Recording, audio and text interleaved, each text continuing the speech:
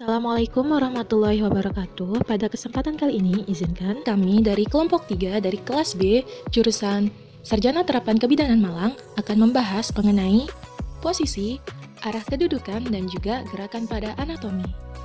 Sebelum kita masuk ke bahasan mengenai posisi, arah kedudukan, dan juga gerakan dari anatomi, kita perlu tahu dong, anatomi itu apa sih? Dan juga fisiologi itu apa? Yuk, kita bahas.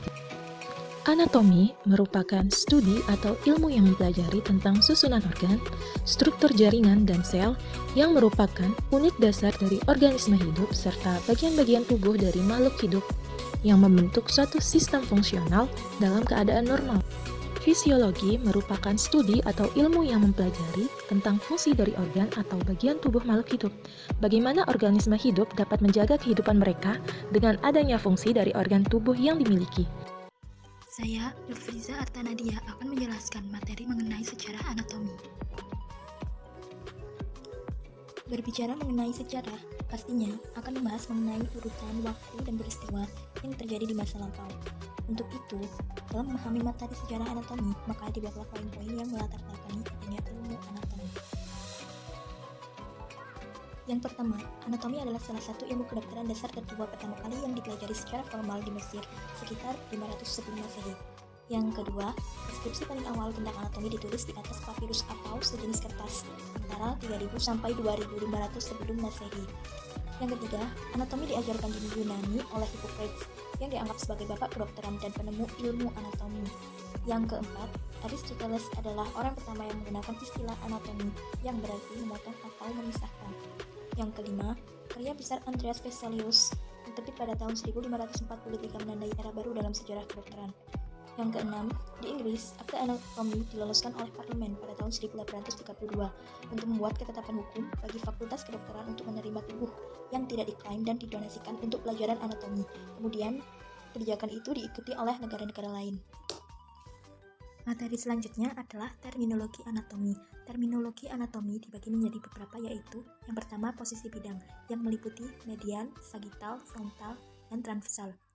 Yang kedua adalah lapisan meliputi superficial, intermediate, dan deep. Yang ketiga, lokasi meliputi medial, lateral, eksternal, dan internal. Yang keempat, arah yang meliputi posterior, anterior, inferior, superior, proximal, dan distal.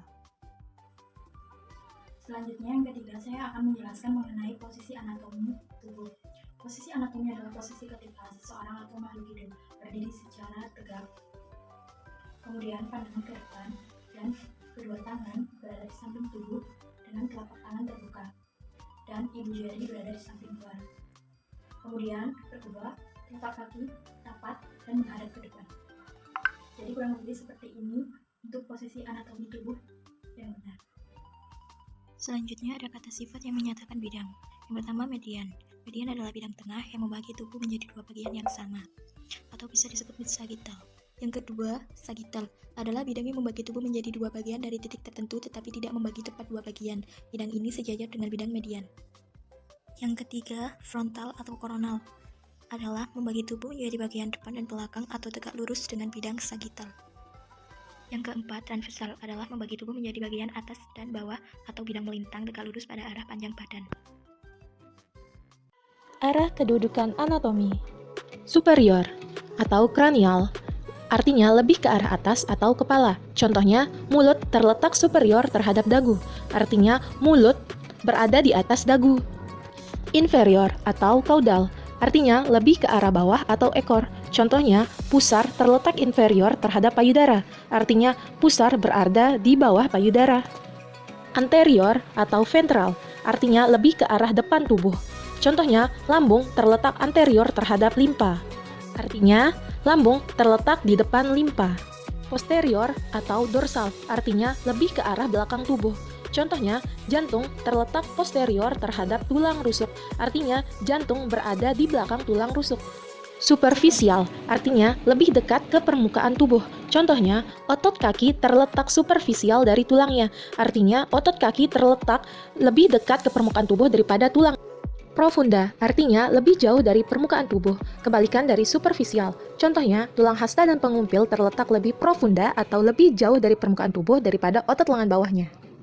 Medial yang artinya ke dalam atau lebih dekat ke bidang median. Contohnya, mata terletak medial terhadap telinga.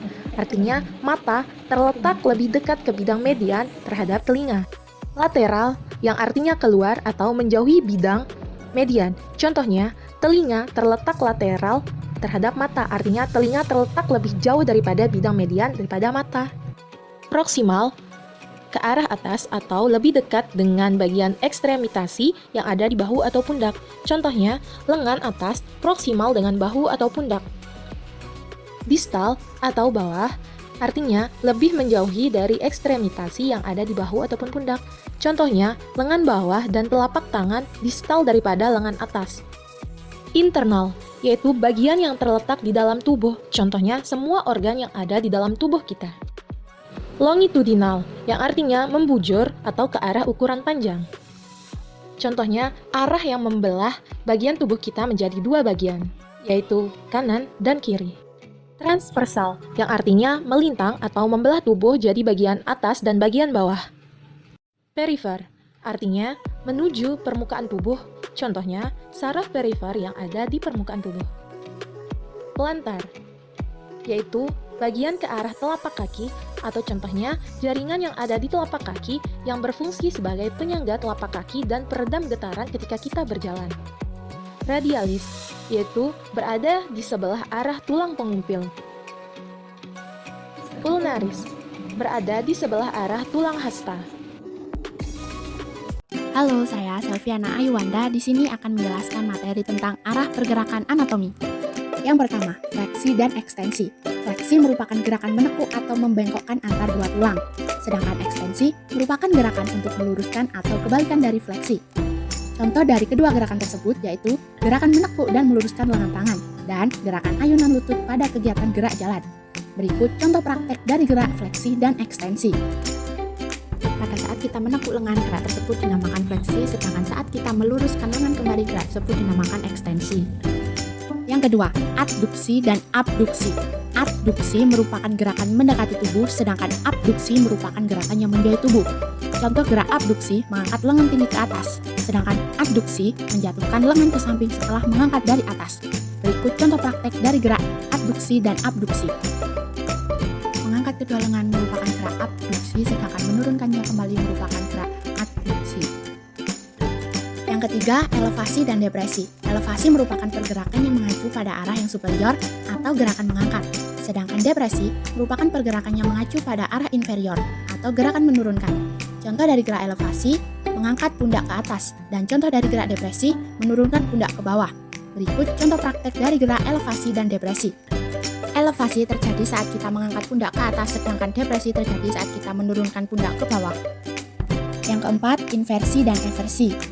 Inversi merupakan gerakan memiringkan telapak kaki ke arah dalam tubuh, sedangkan eversi merupakan gerakan memiringkan telapak kaki ke arah luar tubuh. Berikut contoh praktek dari gerak inversi dan eversi. Saat telapak kaki dimiringkan ke arah dalam tubuh, gerak tersebut dinamakan inversi, dan saat dimiringkan ke arah luar, gerak tersebut dinamakan eversi. Yang kelima, supinasi dan pronasi. Supinasi merupakan gerakan rotasi pada lengan bawah dengan telapak tangan mengarah ke depan atau ke atas. Sedangkan pronasi merupakan gerakan rotasi pada lengan bawah dengan punggung tangan mengarah ke depan atau ke atas.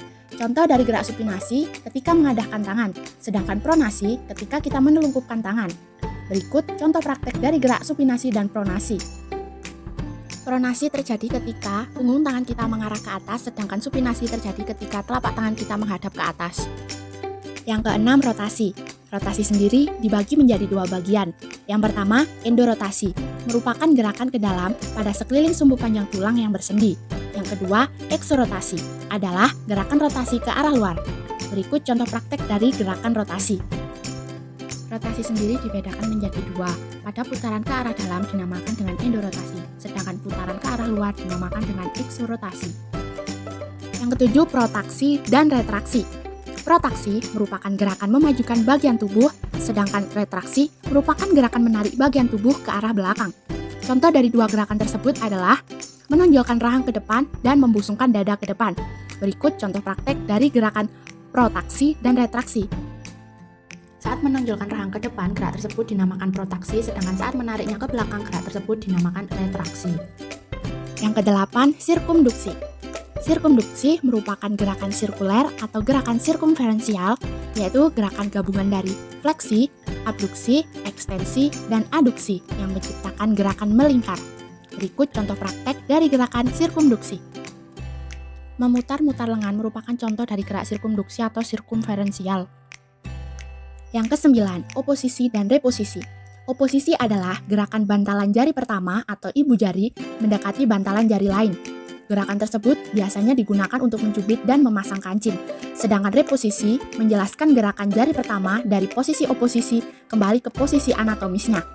Berikut contoh praktek dari gerak oposisi dan reposisi. Gerakan jempol menyentuh jari lain dinamakan dengan gerak oposisi, sedangkan gerak jempol kembali ke tempat semula dinamakan reposisi. Yang ke-10, dorsifleksi dan plantar fleksi. Dorsifleksi menjelaskan fleksi pada sendi pergelangan kaki dan terjadi ketika berjalan jinjit atau mengangkat ibu jari dari tanah. Sedangkan plantar fleksi yaitu membalikkan kaki atau ibu jari kaki ke arah permukaan tanah pada posisi awal. Berikut contoh praktek dari gerakan dorsifleksi dan plantar fleksi. Saat ibu jari kaki berjinjit, gerak tersebut dinamakan dorsifleksi, sedangkan saat ibu jari kaki kembali ke tanah, gerak tersebut dinamakan plantar fleksi.